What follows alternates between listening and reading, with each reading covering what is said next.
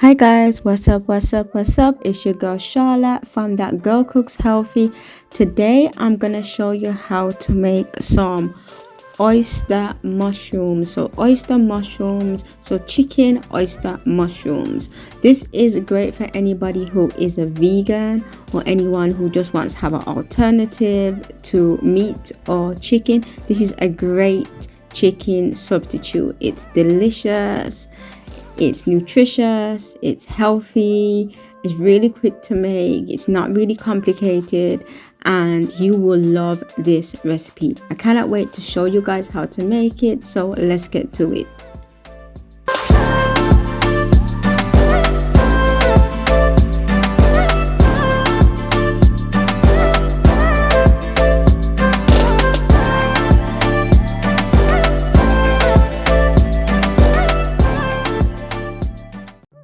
So these are the ingredients that you are going to need. You're going to need some mushrooms. So the type of mushrooms you're going to need to give it that meaty taste is oyster mushrooms. Oyster mushrooms are a really great meaty substitute, especially for vegans. For anyone who's a vegan, you're probably already familiar with oyster mushrooms, and these are my go-to mushrooms whenever I'm doing a vegan recipe. For my vegans out there, I do recommend using oyster mushrooms because it's going to give you a very good and extremely good meat substitute, so please get those ones.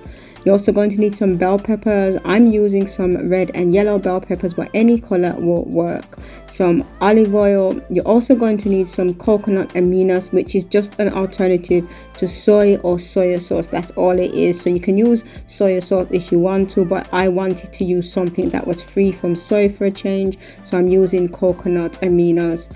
You're also going to need some balsamic vinegar. Now the balsamic vinegar is going to give it a slight tangy taste, but balsamic vinegar also has some sweetness to it as well, so it's a slight tanginess and also some sweetness. You're going to need maple syrup. Again, it's not going to make this meat substitute too sweet. It just helps to counterbalance some of those tangy flavors that we've got going on. You're also going to need some dry seasoning as well. So I have shadow benny, so some dry herbs, should I say. I also have some thyme, all-purpose seasoning, some garlic granules, some onion granules. You can use powdered version if you want as well. Some chili powder, Chinese 5-spice, some tomato paste, and you will also need some browning as well. So I'm using my homemade browning for this recipe, so I'm quite generous. You'll notice in the video that I am generous when I'm using the browning. So if you're using my browning, then you can use as much as I will say in the recipe, or you can use store-bought if you want to instead. And you also need just a small amount of water. I want to also say as well that the full recipe is on my website, because a few people have been commenting and asking what the quantity is and asking some questions about the recipe. Everything is on my website, so the video is here just to show you guys how to make the recipe, and the full in-depth details for the recipe is on my website. So please look in the description box, and I do have it there for you to go to.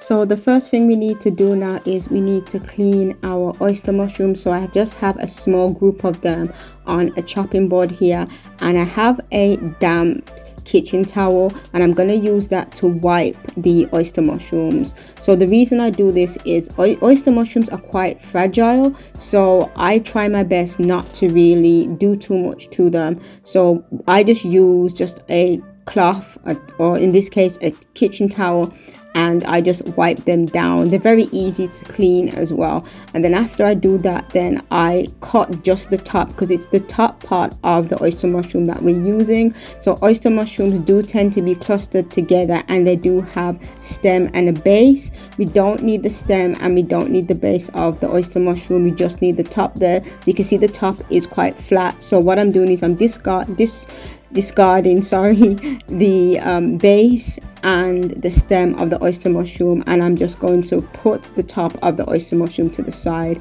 So I'm going to show you a few of those again, and cleaning them and then cutting the top off, and I'm going to do the rest off camera and then show you guys what it all should look like once it's done.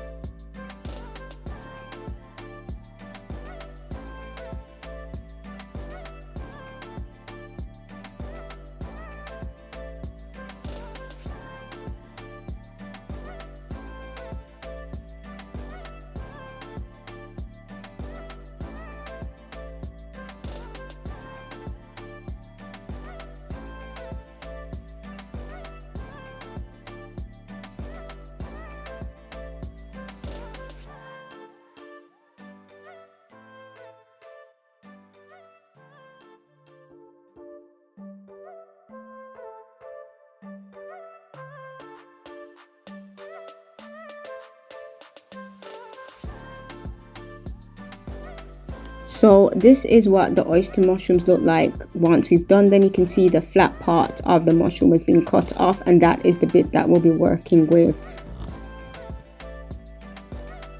So the next thing we need to do now is, with the flat part of the oyster mushroom, I'm going to get my scissors. I should have mentioned at the beginning that these scissors are sterilized and they're my kitchen scissors, so they're not just any type of scissors that I'm using. I'm using sterile kitchen scissors. So what we're going to do now is you're just going to shred those oyster mushrooms. So you're just going to shred them. They're really easy because, as I said, oyster mushrooms are quite delicate, so they cut quite easily. So again, I'm going to show you a few on camera, and then I'm going to show you what the final result should look like.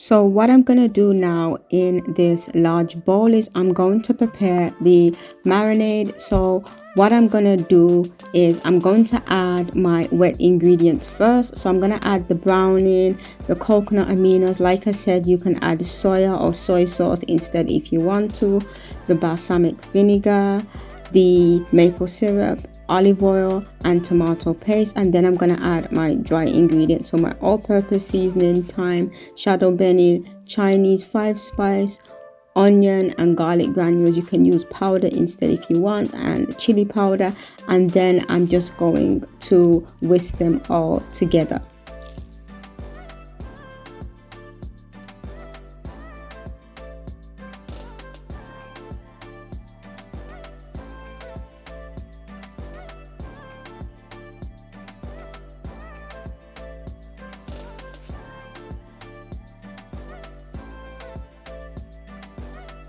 So now that the marinade is ready, the next thing we're just going to do now is we're going to get our shredded oyster mushrooms, and we're just going to use a spoon to thoroughly coat and baste all of the shredded oyster mushrooms with that marinade. So you want to just really go in and make sure that each of the shredded pieces are completely coated with the marinade. And once we do that, then we're just gonna put it to the side for a minute, because we don't really need it to marinate overnight or anything, because I find, as I said, that oyster mushrooms, it does absorb a lot of moisture, so it is best really to use them immediately, or at least leave them, if you do need to leave them for a short period of time. You don't really want to leave it for hours on end. So once we do that, we're just going to set it to the side.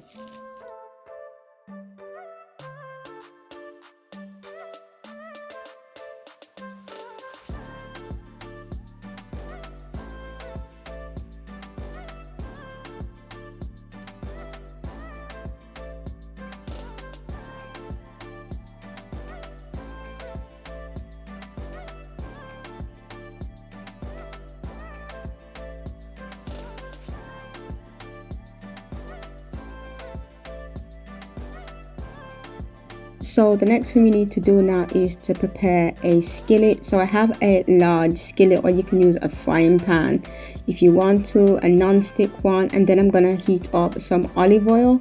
Once the olive oil is heated, I'm then going to add my bell peppers, and I'm just gonna cook them until they just become just a little soft. So I'm just gonna cook them for a few minutes first of all.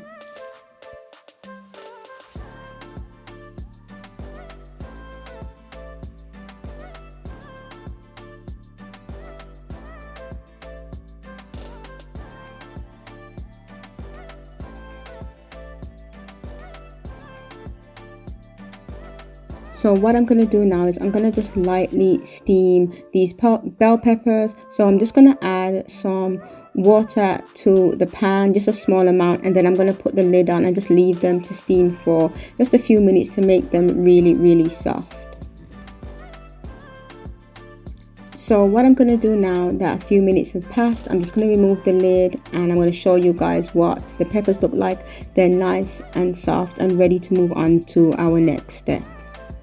So the next thing we need to do now is to add our marinated oyster mushrooms to the bell peppers. So what I do now is once I add the oyster mushrooms, I just stir them. So I fold them in, I fold them in with the bell peppers, and then what I do then is I just leave the oyster mushrooms to cook. So I don't really fuss around them too much. So you want to have your heat on sort of like low medium. What you might notice as well is that there might be some excess liquid at the bottom of the pan. This is subjected in terms of whether you want a lot of liquid at the bottom of the pan. So you might want a saucy type of recipe. If that's the case, then you don't really need to increase the heat to cook it off towards the end. So or you can just leave it. What I do is after I fold it in with the bell peppers, I pretty much just leave the oyster mushrooms just to cook for several minutes, and I just stir it occasionally so it doesn't stick at the bottom of the pan. So this is what the oyster mushrooms look like after several minutes. So as I said, I just stirred it occasionally to make sure it wasn't sticking, and as you can see with that stirring that the oyster mushrooms have become darker, and it's a very good meat substitute. In terms of its appearance, it really does look like maybe shredded steak or shredded chicken. It looks like that type of thing. At this point in time, you can do a taste test, and you can add any black pepper, pink salt, or any other seasoning that you feel that you need. So that is it, guys. That's really how you make some oyster mushroom chicken, if you want to call it that. Simple recipe, definitely one that's a go-to for me on weeknight. Sorry, hopefully it's the same for you guys. Thank you so much for watching this video. I hope you make this recipe because it is really delicious without sounding biased. I will catch you guys on the other side, and don't forget to like, comment and subscribe.